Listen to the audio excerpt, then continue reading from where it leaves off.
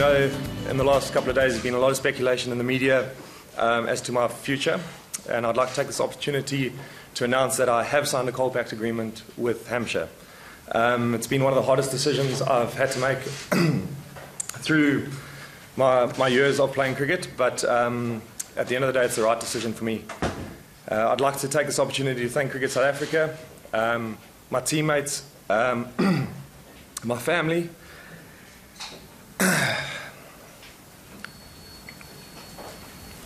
for the ongoing support through this time. Sorry.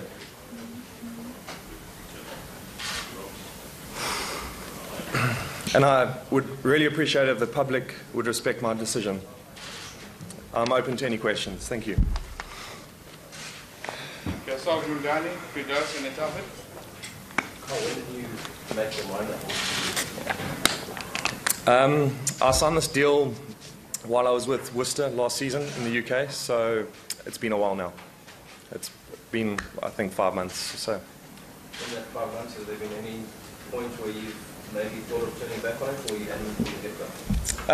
Yeah, obviously everything's gone pretty much to plan, playing for South Africa in the last couple of months, so there has been a few evenings where I've gone to sleep thinking, have I made the right decision? But I've always woken up the next morning knowing that actually I have.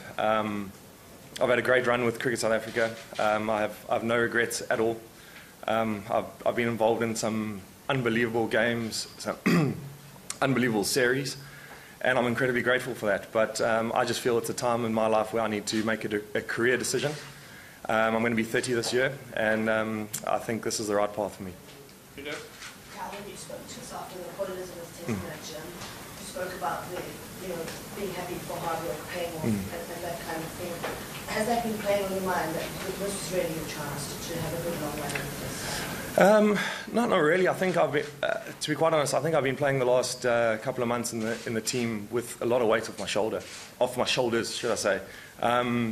I personally have felt over the last 4 years I've never been far away from being dropped, and in the last couple of months it's actually felt like, well, you know what, if I do, it doesn't matter. Where it's been really hard playing with that for various reasons. So I think that's contributed to my success over the last couple of months, is that I've gone out there just really enjoying it and not having to worry about too much, and I think that's how you need to play your cricket. Stop it, and then Ken, and then Mark. Also about what you said on Friday about telling this is where you want to play your cricket. I think anyone who read that or saw you saying it on TV would have thought this is a really committed man. Now everything's changed. Do you think the people who thought you were committed to have a right to feel a little betrayed? Absolutely not. I think if I wasn't committed, I would have done this a long time ago. February will be 4 years. I don't think anyone can question my commitment to Cricket South Africa. I know the coaching staff, people from Cricket South Africa have never questioned that, so I don't see a reason why anyone else should. It is the place you want to be playing your cricket. Don't get me wrong. You're tested day in and day out, mentally and physically. It's unbelievable. It really is. But like I said earlier, it's a time for me that I think I'm ahead of my game at the moment. There's other opportunities around the world. And as my past suggests, I'm pretty good at taking an opportunity. So I can't see how anything's going to change. Ken? How apart from the pressure of always not being sure of your place, are there other reasons for your decision? Like what, Ken? Well, financial or, Faf mentioned transformation and financial and opportunities as three things that generally factor in for cricketers. Well, ever since I played professional cricket in South Africa, there's always been a quota system, a target from young ages, under 19 and that. I've never used it as an excuse, and I'm not going to use it as an excuse now. And the other one about the money, Ken, if you want to buy me some groceries in the next 10 years, you're more than welcome to. So I need to pay bills, I need to buy groceries. Mark, Zahir, then Fidas. That was my questions. Okay, Zahir. Fidas, then Neil, and then Ken. Yeah, but... Okay. Kyle, do you feel a little bit let down? I mean, you spoke about those 4 years, you've only played 10 or 11 tests or whatever, and not had a good run. Do you feel let down? Absolutely not. Like I said, it's where I wanted to play my cricket, and the guys that were ahead of me, I mean, how can I argue their place in the side? I've just sat next to Dale Steyn for the last hour and the last half an hour, chatting about this, and it's just that time. It's like the Boucher period where no other keeper could get in ahead of him. The timing was a bit wrong, but like I said, I've been involved in some incredible games, incredible series. I've played in 2 World Cups.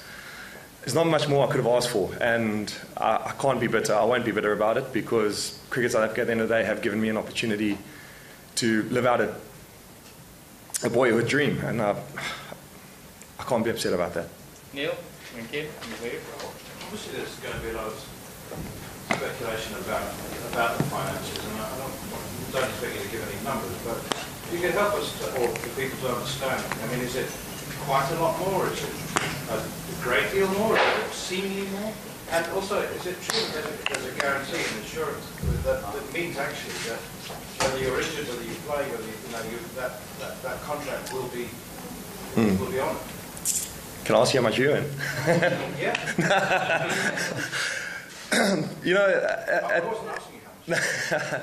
you know, at the end of the day, it's 4 years of security, and playing cricket is, I think, is an incredibly insecure environment for anyone. So knowing that I've got an income for the next 4 years is going to take me to nearly 34, it's quite reassuring. I look at things like 2019 World Cup. Would I be playing in there? Probably not.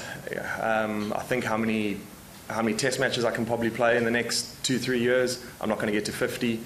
There's a few things that I've considered, and I've unpacked a lot of things. So listen, it's not far off what I'd be earning at Cricket South Africa.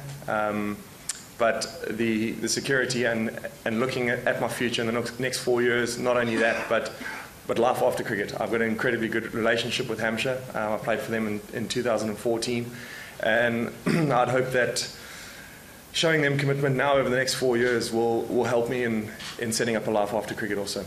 Ken? While we're discussing groceries and finances and things, just the RPL, Kyle, obviously that's a major sort of factor in all professional cricketers' lives these days. This contract would seem to take you out of contention for that, or is there a possibility that you could be released? Got all my bases covered, Ken. This is, like I said, this has taken almost 12 months with my agent to figure this all out, and I've got various clauses on being released for IPL and risk placements and what have you.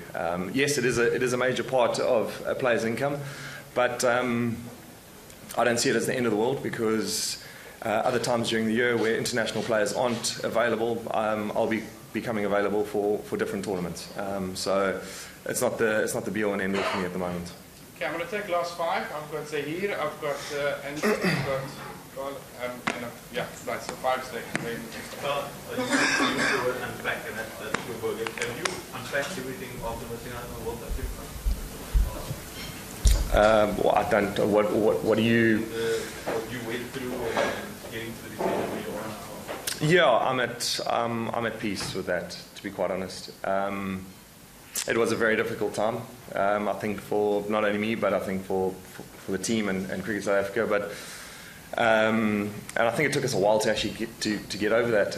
As recently as the New Zealand Test Series, where we actually went back and had a culture camp, and since then, not only has the team turned around, but the issues the team had with various things regarding selection, whatever, that's all been addressed, and the team is definitely going on the right path, and so is Cricket South Africa. You've touched on it a bit, but I just want to speak a bit more about it. I know national pride doesn't pay the grocery bills. Can you just talk a bit about, how does that influence players these days, so that the pride playing for your country compared to making sure you're covered in the next you know.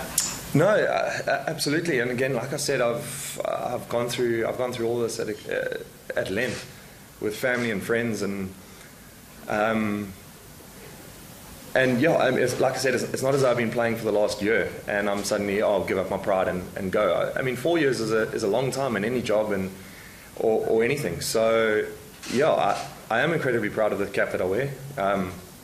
81 will always stay with me as a test number, but you know, it's a cycle of life, and things change. And like I said, I believe this is the right time for me to go. And yeah, like I said, I just don't want to regret. Now, I think you know where I'm going to go with this. We'll get not playing international cricket, but it's actually not that. I don't want to regret sitting here in 12 months' time where everyone's fit again and I'm wearing a bib and I'm 30. So at some point, you've got to make a tough decision. Kyle, are you a bit disappointed how the story came out? In fact, spoke about the surprise of your decision. When were you planning on letting CSA, your teammates, know about it? Yeah, I was pretty disappointed, purely because it affected, although it didn't affect the team in this test match, I still had to come clean with them. I had to be honest with them. It wasn't part of the plan. The plan was to announce it after the series, get the series done. So, yeah, the way it has unfolded put a bit of a spanner amongst the works, but you know what you journos are like. If something leaks somewhere, doesn't it? Someone's going to leak it. Firdaus and Ngani, and then we're done, guys. Thank you. How did you tell them to do this?